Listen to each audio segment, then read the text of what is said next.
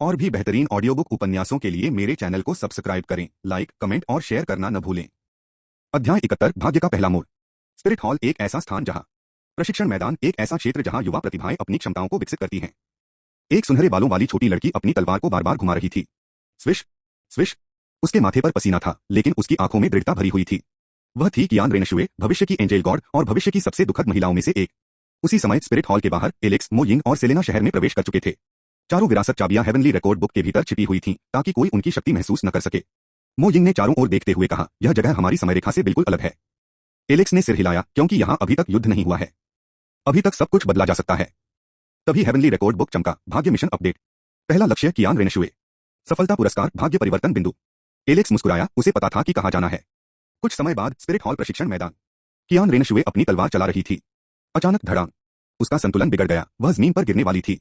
लेकिन उसी समय एक हाथ ने उसे पकड़ लिया। कियान रेनशुए चौंक गई, उसने ऊपर देखा। एक अजनबी युवक उसके सामने खड़ा था, काले बाल, शांत आंखें और चेहरे पर हल्की मुस्कान। सावधान, अगर तलवार चलाते समय संतुलन खो दो तो दुश्मन तुम्हें मौका नहीं देगा। कियान रेनशुए तुरंत पीछे हटी। तुम कौन हो? एलेक्स मुस्कुराया, एक यात्री जो तुम्हें एक सलाह देने आया है। कियान रेनशुए की भौहें सिकुड़ गईं। सलाह? एलेक्स ने उसकी तलवार की ओर देखा, फिर बोला, तुम अपनी शक्ति पर भरोसा करती हो, लेकिन तुम्हारी सबसे बड़ी कमजोरी तुम्हारा अकेलापन है।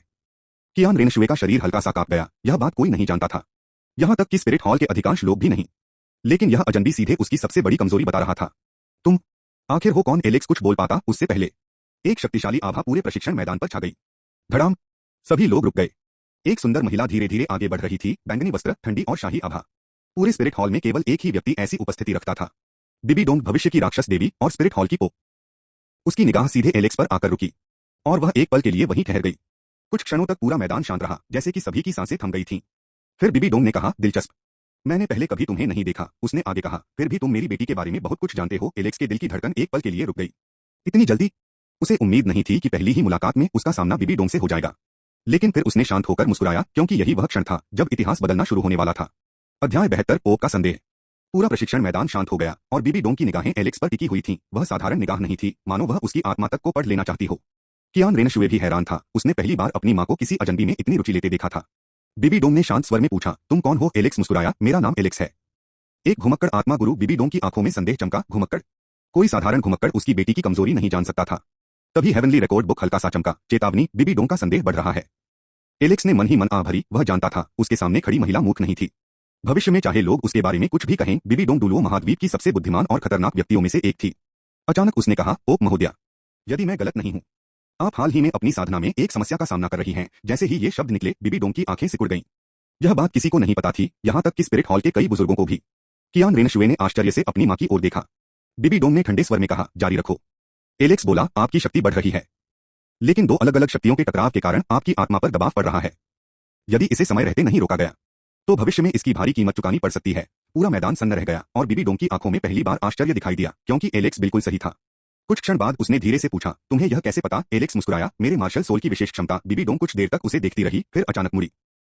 मेरे साथ आओ। यह सुनकर सभी लोग चौंक गए। स्पिरिट हॉल की पोप किसी अजनबी को सीधे अपने साथ बुला रही थी, और कियान रेनशुए भी हैरान रह गई। लेकिन जाने से पहले एलेक्स ने उसकी ओर देखा और कहा, रेनशुए, हम फिर मिलेंगे। कियान रेनशुए कुछ पल के लिए स्तब्ध रह गई। पता नहीं क्यों, लेकिन उसे लग रहा था कि यह रहस्यमय युवक उसके जीवन को बदलने वाला है। कुछ देर बाद पोप महल में एलेक्स और बिबी डोंग आमने सामने बैठे थे। अचानक बिबी डोंग ने अपनी आभा छोड़ दी। धड़ाम। पूरा कमरा कांप उठा, और एक टाइटल डुलुओ की भयानक शक्ति सीधे एलेक्स पर आ गिरी। लेकिन एलेक्स शांत बैठा रहा, उसके चेहरे पर कोई डर नहीं था। यह देखकर बिबी डोंग की आंखों में और भी रुचि जाग उठी। फिर उसने धीरे से पूछा, अब सच बताओ, तुम वास्तव में कौन हो? कमरे में सन्नाटा छा गया। एलेक्स जानता था, यह वह क्षण था जो भविष्य की पूरी दिशा तय कर सकता था। और तभी हेवनली रिकॉर्ड बुक ने उसके मन में एक नया संदेश भेजा। भाग्य परिवर्तन मिशन। बिबी डोंग का विश्वास प्राप्त करें। पुरस्कार, स्पिरिट हॉल समर्थन।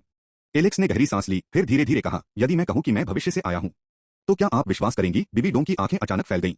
अध्याय 73 भविष्य का रहस्य। यदि मैं कहूं कि मैं भविष्य से आया हूं, तो क्या आप विश्वास करेंगी? कमरे में सन्नाटा छा गया। बिबी डोंग की आंखें एलेक्स पर टिकी रहीं। कुछ क्षण बाद वह हल्का सा हंसी। दिलचस्प, लेकिन यह अब तक का सबसे अजीब झूठ है जो मैंने सुना है। धड़ाम। उसकी आभा और भी भारी हो गई, पूरा कमरा कांपने लगा। अब सच बताओ, तुम्हारा उद्देश्य क्या है? एलेक्स शांत रहा, वह पहले से जानता था कि बिबी डोंग इतनी आसानी से विश्वास नहीं करेगी। फिर उसने धीरे से कहा, ठीक है, तो मैं आपको भविष्य की एक घटना बताता हूं। बिबी डोंग की भौहें सिकुड़ गईं। कौन सी घटना? एलेक्स की आंखों में गंभीरता आ गई। कुछ वर्षों बाद एक लड़का नॉटिंग सिटी से निकलेगा। उसका नाम होगा कांग सान। जैसे ही यह नाम निकला, हेवनली रिकॉर्ड बुक हल्का सा चमक उठा। वह शरेक अकादमी में प्रवेश करेगा, वह सी गॉड की विरासत प्राप्त करेगा, और अंत में स्पिरिट हॉल को नष्ट कर देगा। धड़ा। कमरे का वातावरण अचानक ठंडा हो गया। बिबी डोंग की आंखों में हत्या की चमक उभरी, और उसने पूछा क्या कहा तुमने। एलेक्स ने बिना डरे उसकी ओर देखा और कहा स्पिरिट हॉल नष्ट हो जाएगा, आप मर जाएंगी, कियान रेनशुए हार जाएगा और डुलुओ महाद्वीप की पूरी शक्ति व्यवस्था बदल जाएगी। कमरे में फिर से सन्नाटा छा गया और कुछ देर बाद बीबी डोंग ने पूछा और मैं क्यों विश्वास करूं। एलेक्स मुस्कुराया और कहा क्योंकि मैं आपको ऐसी बातें बता सकता हूं जो दुनिया में कोई नहीं जानता।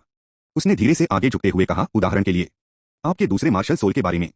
बीबी डोंग का शरीर एक पल के लिए जम गया क्योंकि यह रहस्य बेहद कम लोगों को पता था, यहां तक कि स्पिरिट हॉल के अधिकांश बुजुर्ग भी नहीं जानते थे। लेकिन एलेक्स बोलता रहा और उस व्यक्ति के बारे में जिसने आपके जीवन को बदल दिया। बीबी डोंग अचानक खड़ी हो गई और धड़ाम भयानक दबाव पूरे कमरे में फैल गया, लेकिन उसकी आंखों में अब क्रोध से अधिक आश्चर्य था क्योंकि एलेक्स ने ऐसी बातें कही थीं जो किसी भी सामान्य व्यक्ति को पता नहीं हो सकती थीं। कुछ क्षण बाद उसने अपनी आभा वापस ले ली और कहा मान लो कि मैं तुम्हारी बातों पर थोड़ा विश्वास कर लूं तो तुम क्या चाहते हो। एलेक्स बिना झिझक बोला मैं स्पिरिट हॉल को बचाना चाहता हूं और आपका तथा कियान रेनशुए का भाग्य बदलना चाहता हूं। बीबी डोंग चुप हो गई। पहली बार उसे महसूस हुआ कि यह रहस्यमय युवक शायद सच बोल रहा है। उसी समय स्पिरिट हॉल के एक अन्य हिस्से में कियान रेनशुए खिड़की के पास खड़ी थी। उसके मन में बार बार एलेक्स का चेहरा उभर रहा था, वह आखिर है कौन। तभी एक वृद्ध व्यक्ति उसके पीछे प्रकट हुआ, सुनहरे वस्त्र, शांत लेकिन अत्यंत शक्तिशाली आभा, स्पिरिट हॉल का संरक्षक कियान दाओलियू। उसने दूर ओक महल की दिशा में देखा, फिर उसकी आंखों में आश्चर्य चमका। दिलचस्प, मैं उसकी शक्ति को महसूस नहीं कर पा रहा, मानो वह इस संसार का ही न हो। और पहली बार डुलुओ महाद्वीप के सबसे शक्तिशाली लोगों में से एक की रुचि एलेक्स में जाग उठी। अध्याय 74 महान उपासक का निमंत्रण। स्पिरिट हॉल ओक महल। बीबी डोंग अभी भी गहरी सोच में डूबी हुई थी। एलेक्स द्वारा कही गई बातें उसके मन में बार बार घूम रही थीं, विशेषकर एक नाम तानसान, एक ऐसा नाम जिसे उसने पहले कभी नहीं सुना था। लेकिन एलेक्स की आंखों में झलकता विश्वास झूठ जैसा नहीं लग रहा था और यह बात उसके चेहरे पर स्पष्ट दिखाई दे रही थी। तभी महल के बाहर से एक शक्तिशाली आभा प्रकट हुई जो इतनी तेज थी कि इसका प्रभाव महल के अंदर तक महसूस किया जा सकता था। धड़ाम, पूरा ओक महल हल्का सा कांप उठा और यह ध्वनि इतनी तेज थी कि सभी को अचंभित कर दिया। बीबी डोंग तुरंत पहचान गई और उसकी आंखों में एक अजीब सी चमक दिखाई दी। महान उपासक। कुछ क्षण बाद एक वृद्ध व्यक्ति धीरे धीरे कमरे में प्रवेश किया जो सुनहरे वस्त्र, सफेद बाल और शांत लेकिन अथाह आभा से घिरा हुआ था। स्पिरिट हॉल का सबसे शक्तिशाली व्यक्ति कियान दाओलियू। जैसे ही वह कमरे में आया उसकी निगाह सीधे एलेक्स पर जा रुकी। दोनों कुछ क्षणों तक एक दूसरे को देखते रहे और फिर कियान दाओलियू मुस्कुराया जो एक शांत और गंभीर मुस्कान थी। दिलचस्प, उसने कहा, मैं तुम्हारी शक्ति को महसूस नहीं कर पा रहा। यह मेरे जीवन में पहली बार हुआ है। एलेक्स भीतर ही भीतर सतर्क हो गया क्योंकि वर्तमान समय में कियान दाओलियू डुलुओ महाद्वीप के सबसे शक्तिशाली लोगों में से एक था। यदि लड़ाई हुई तो उसे अपनी असली शक्ति छिपाना मुश्किल होगा, लेकिन आश्चर्यजनक रूप से कियान दाओलियू के चेहरे पर कोई शत्रुता नहीं थी। उसने केवल पूछा, युवक, क्या तुम मेरे साथ चलोगे। बीबी डोंग की भौहें सिकुड़ गईं। पिता, लेकिन कियान दाओलियू ने सिर हिलाया, मुझे उससे कुछ बातें करनी हैं। कुछ समय बाद स्पिरिट हॉल का पवित्र उद्यान, यह वह स्थान था जहां केवल उच्चतम पद वाले लोग ही आ सकते थे। चारों ओर सुनहरे फूल खिले हुए थे और बीच में एक विशाल देवदूत की प्रतिमा खड़ी थी। कियान दाओलियू और एलेक्स आमने सामने बैठे थे और कुछ देर तक दोनों चुप रहे। फिर कियान दाओलियू ने अचानक पूछा, क्या तुम सचमुच भविष्य से आए हो। एलेक्स की आंखें सिकुड़ गईं। आप विश्वास करते हैं। कियान दाओलियू हल्का सा मुस्कुराया, मैं नहीं जानता, लेकिन मैं जानता हूं कि तुम साधारण नहीं हो और मैं यह भी जानता हूं कि तुम्हारे भीतर ऐसी शक्ति छिपी है जिसे यह संसार नहीं पहचानता। एलेक्स चुप रहा और तभी कियान दाओलियू ने आकाश की ओर देखा। यदि भविष्य वास्तव में वैसा है जैसा तुमने कहा तो मेरी पोती का क्या होगा। एलेक्स कुछ क्षणों तक मौन रहा और फिर धीरे से बोला, वह बहुत कुछ खो देगी और अंत में अकेली रह जाएगी। कियान दाओलियू का चेहरा गंभीर हो गया क्योंकि वह कियान रेनशुए से सबसे अधिक प्रेम करता था और यही कारण था कि भविष्य में वह उसके लिए अपना जीवन तक बलिदान कर देता। तभी एलेक्स ने आगे कहा, लेकिन मैं उस भविष्य को बदलने आया हूं और मैं उसे बचाऊंगा।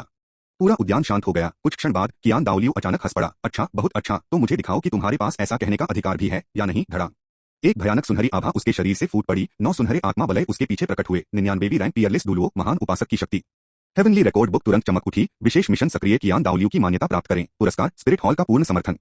एलेक्स धीरे धीरे खड़ा हुआ। उसकी आंखों में युद्ध की चमक दिखाई दी क्योंकि वह जानता था इतिहास बदलने का पहला कदम अभी शुरू हुआ था। अध्याय 75 ट्विन मार्शल सोल का प्रदर्शन। धड़ाम, 99वीं रैंक पियरलेस डुलुओ की आभा पूरे पवित्र उद्यान में फैल गई। कियान दाओलियू के पीछे 9 आत्मा वलय चमक रहे थे, पीला पीला, बैंगनी बैंगनी, काला काला काला काला, लाल। यह दृश्य किसी भी आत्मा गुरु को भयभीत करने के लिए पर्याप्त था, लेकिन एलेक्स शांत खड़ा रहा। उसकी आंखों में कोई डर नहीं था। कियान दाओलियू ने हल्की मुस्कान के साथ कहा, चिंता मत करो, मैं अपनी पूरी शक्ति का उपयोग नहीं करूंगा, मुझे केवल यह देखना है कि तुम कितने योग्य हो। धड़ा, एक सुनहरी ऊर्जा की लहर एलेक्स की ओर बढ़ी। सिर्फ दबाव ही पर्वत को तोड़ सकता था, लेकिन उसी क्षण हेवनली रिकॉर्ड बुक चमक उठी। ड्रैगन सम्राट क्षेत्र सक्रिय।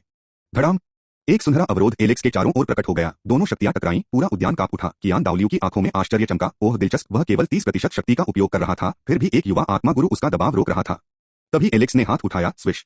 एक प्राचीन पुस्तक उसके सामने प्रकट हुई, हेवनली रिकॉर्ड बुक।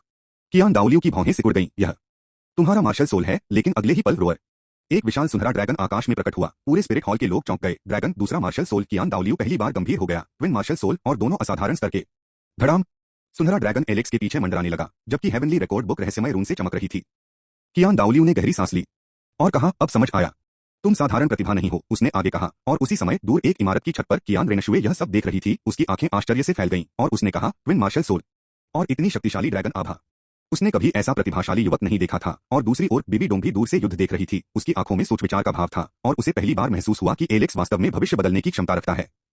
तभी हेवनली रिकॉर्ड बुक अचानक चमक उठा, नई भविष्य दृष्टि सक्रिय हो गई और एलेक्स की आंखों के सामने एक दृश्य उभरा। नॉटिंग सिटी, एक छोटा लड़का, नीले बाल, हाथ में एक साधारण हथौड़ा और उसके बगल में एक बूढ़ा व्यक्ति। हेवनली रिकॉर्ड बुक ने तुरंत पहचान लिया। लक्ष्य मिला, तांगसान, समयरेखा का मुख्य परिवर्तन बिंदु। एलेक्स की आंखें सिकुड़ गईं तो तांगसान पहले ही आत्मा जागरण के करीब पहुंच चुका था। इतिहास का पहिया घूमना शुरू हो चुका था और यदि वह भविष्य बदलना चाहता था तो जल्द ही उसकी पहली मुलाकात तांगसान से होने वाली थी। अध्याय 76। नॉटिंग सिटी की ओर, स्पिरिट हॉल, पवित्र उद्यान। कियान दाओलियो कुछ देर तक एलेक्स को देखता रहा, फिर उसने अपनी आभा वापस ले ली। धड़ाम। पूरा क्षेत्र फिर शांत हो गया। मैं हार नहीं मानता कि तुम भविष्य से आए हो, लेकिन एक बात निश्चित है, तुम असाधारण हो। एलेक्स ने हल्की मुस्कान दी। यह उसके लिए पर्याप्त था, कम से कम अभी के लिए। तभी हेवनली रिकॉर्ड बुक चमका। मिशन पूर्ण। कियान दाओलियो की प्रारंभिक मान्यता प्राप्त। पुरस्कार, भाग्य परिवर्तन बिंदु प्लस 5000। एलेक्स ने राहत की सांस ली। अब स्पिरिट हॉल उसके प्रति शत्रुतापूर्ण नहीं था। उसी समय कियान दाओलियो ने अचानक पूछा, अब तुम क्या करने वाले हो? एलेक्स कुछ क्षण चुप रहा, फिर बोला, नॉटिंग सिटी जाऊंगा। यह सुनकर कियान दाओलियो की भौहें सिकुड़ गईं। इतनी दूर? एलेक्स ने सिर हिलाया। वहां एक व्यक्ति है जिस पर भविष्य निर्भर करता है। कियान दाओलियो कुछ नहीं बोला, लेकिन उसकी आंखों में गंभीरता आ गई। यदि एलेक्स जैसी प्रतिभा किसी व्यक्ति को इतना महत्व दे रही थी तो वह व्यक्ति निश्चित रूप से साधारण नहीं होगा। कुछ देर बाद स्पिरिट हॉल का मुख्य द्वार। मो यिंग और सेलेना पहले से ही तैयार थीं। मो यिंग ने मुस्कुराते हुए पूछा, तो हमारा अगला गंतव्य? एलेक्स ने दूर क्षितिज की ओर देखा। Knotting city. सेलेना हैरान रह गई। इतने छोटे शहर में क्या है? एलेक्स की आंखों में गहरी चमक उभरी। भविष्य। कुछ ही देर बाद तीनों स्पिरिट हॉल छोड़कर निकल पड़े, लेकिन उन्हें पता नहीं था महल की ऊंची बालकनी पर कियान रेनशुए उन्हें जाते हुए देख रही थी। पता नहीं क्यों, लेकिन उसके मन में एक अजीब खालीपन महसूस हो रहा था। क्या हम फिर मिलेंगे? उसने धीरे से खुद से पूछा। उसी समय दूर पोप महल में बीबी डोंग खिड़की के पास खड़ी थी। उसकी आंखें विचारों से भरी हुई थीं। तांगसान। उसने पहली बार यह नाम दोहराया। क्या सचमुच ऐसा व्यक्ति भविष्य में स्पिरिट हॉल को नष्ट करेगा? उसके मन में संदेह था, लेकिन एलेक्स के शब्द उसके दिल में गहराई से बैठ चुके थे। दूसरी ओर नॉटिंग सिटी, एक साधारण लोहार की दुकान। टन टन टन। एक छोटा लड़का हथौड़ा चला रहा था। उसके माथे पर पसीना था, लेकिन उसकी आंखें बेहद शांत थीं। उसके पास खड़ा एक अस्तव्यस्त आदमी शराब पी रहा था। अचानक लड़के ने अपना सिर उठाया। उसे ऐसा लगा जैसे कोई उसे देख रहा हो, लेकिन आसपास कोई नहीं था। वह लड़का था तांगसान, और यह वह क्षण था जब इतिहास का पहिया धीरे धीरे अपनी दिशा बदलने वाला था। उधर कई दिनों की यात्रा के बाद एलेक्स, मो यिंग और सेलेना आखिरकार नॉटिंग सिटी की सीमा पर पहुंच गए। हेवनली रिकॉर्ड बुक चमकी। मुख्य लक्ष्य निकट। समयरेखा परिवर्तन का प्रथम चरण प्रारंभ। एलेक्स ने शहर की ओर देखा। उसकी आंखों में दृढ़ संकल्प था। इस बार वह केवल दर्शक नहीं बनेगा, वह इतिहास को अपने हाथों से फिर से लिखेगा। अध्याय 77। पहली मुलाकात। नॉटिंग सिटी, एक साधारण लेकिन शांत शहर। एलेक्स, मो यिंग और सेलेना शहर में प्रवेश कर चुके थे। हेवनली रिकॉर्ड बुक लगातार चमक रही थी। मुख्य लक्ष्य 2 किलोमीटर के भीतर। लक्ष्य तांगसान। मो यिंग ने उत्सुकता से पूछा, क्या यह वही व्यक्ति है जिसके बारे में तुम बार बार बात करते हो? एलेक्स ने सिर हिलाया। हाँ, यदि सब कुछ सामान्य रहा तो भविष्य में वह पूरे महाद्वीप को बदल देगा। सेलेना चौंक गई। एक बच्चा? एलेक्स हल्का सा मुस्कुराया और कहा, उसे कभी कम मत आंकना। कुछ देर बाद तीनों शहर के लोहार मोहल्ले में पहुंच गए। टन टन टन। हथौड़े की आवाज दूर से सुनाई दे रही थी। हेवनली रिकॉर्ड बुक अचानक तेजी से चमकी। लक्ष्य मिला और एलेक्स की निगाह एक छोटी सी लोहार की दुकान पर टिक गई। वहां एक दुबला पतला लड़का लोहे पर हथौड़ा चला रहा था। उसकी हर चोट सटीक थी, उसकी सांसें स्थिर थीं और उसकी आंखों में उम्र से कहीं अधिक परिपक्वता थी। तांगसान।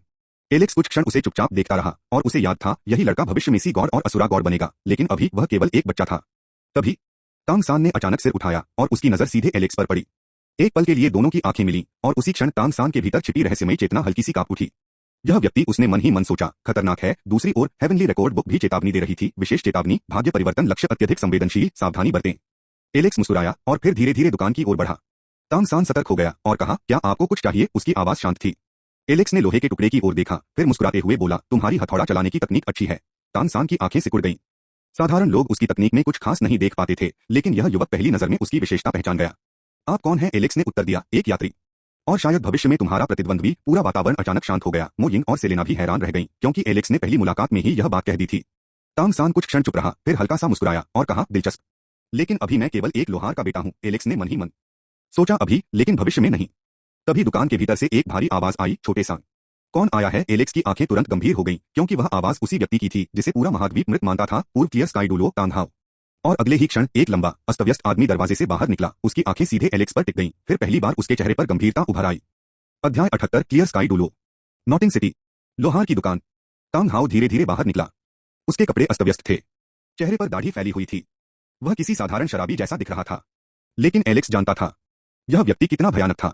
क्लियर स्काई सेट का सबसे प्रतिभाशाली जीनियस, भविष्य का क्लियर स्काई डुलो। तांगहाओ की आंखें सीधे एलेक्स पर टिक गईं। कुछ क्षणों तक पूरा वातावरण शांत रहा। फिर उसने धीरे से कहा, युवक, तुम कौन हो? उसकी आवाज साधारण थी, लेकिन उसमें छिपा दबाव अत्यंत भारी था। यदि कोई साधारण आत्मा गुरु यहां होता तो शायद कांपने लगता, लेकिन एलेक्स शांत खड़ा रहा। मेरा नाम एलेक्स है, मैं केवल यात्रा कर रहा हूं। तांगहाओ की भौहें सिकुड़ गईं। वह महसूस कर सकता था, इस युवक के भीतर कुछ असामान्य था, लेकिन चाहे जितना निरीक्षण करे, वह उसकी वास्तविक शक्ति नहीं देख पा रहा था। यह पहली बार था। तभी हेवनली रिकॉर्ड बुक चमकी। विशेष चेतावनी, तांग हाओ ने आपको उच्च प्राथमिकता लक्ष्य के रूप में चिह्नित किया है। एलेक्स मन ही मन मुस्कुराया।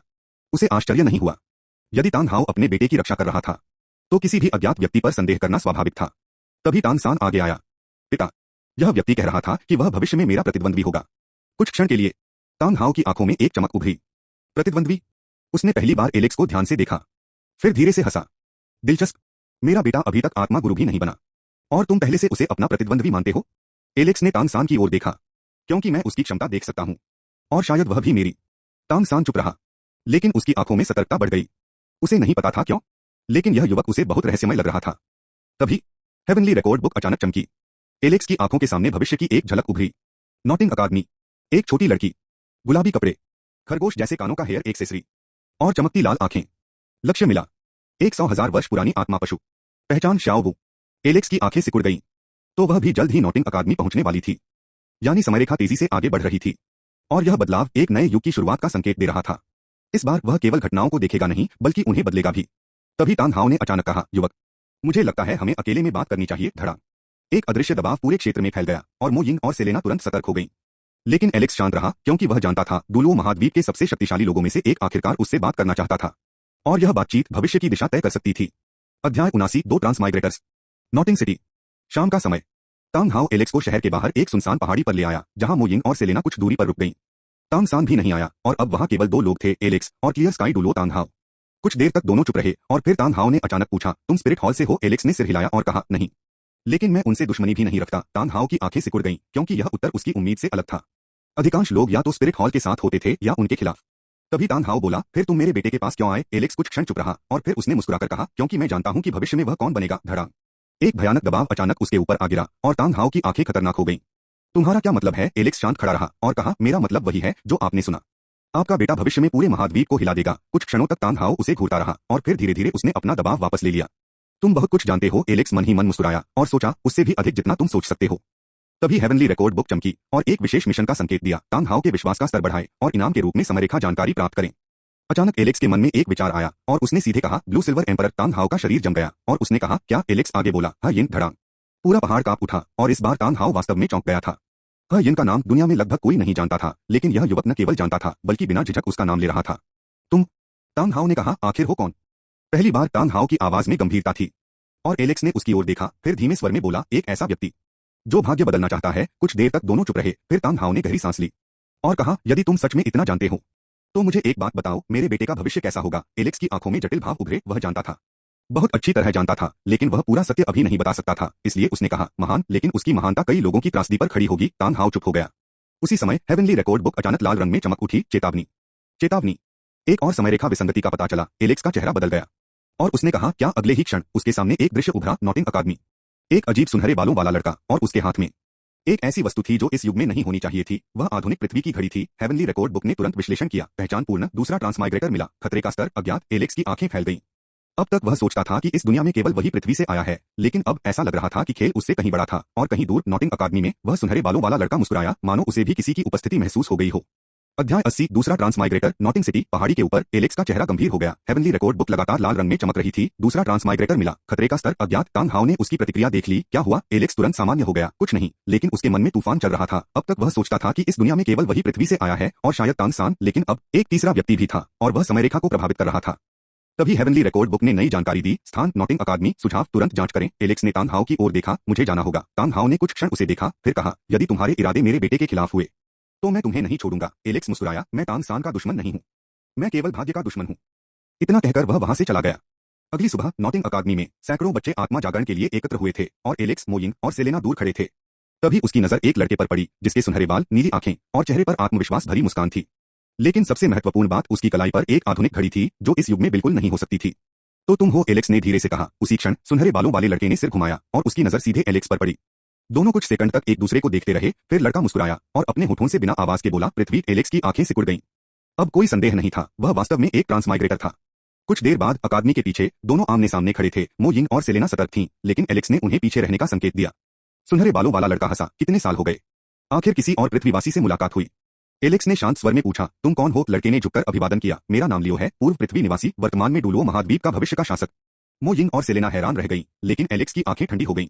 भविष्य का शासक लियो मुस्कुराया, हाँ, क्योंकि इस बार तान सान मुख्य पात्र नहीं बनेगा और तुम भी नहीं। धड़ाम।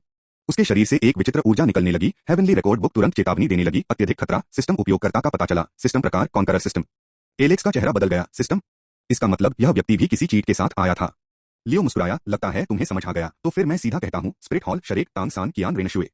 सब मेरे मोहरे बनेंगे, और यदि तुम मेरे रास्ते में आए, उसकी आंखों में ठंडी चमक उभरी, तो मैं तुम्हें भी हटा दूंगा। धड़ाम। दोनों की आभाएं टकराईं, पूरा क्षेत्र कांप उठा। एलेक्स समझ गया, यह कोई साधारण प्रतिद्वंद्वी नहीं था, यह एक ऐसा दुश्मन था जो भविष्य को अपनी मुट्ठी में कैद करना चाहता था, और उनकी पहली मुलाकात सीधे युद्ध की घोषणा में बदल चुकी थी। अगले भाग के लिए कृपया लाइक, शेयर और सब्सक्राइब करें।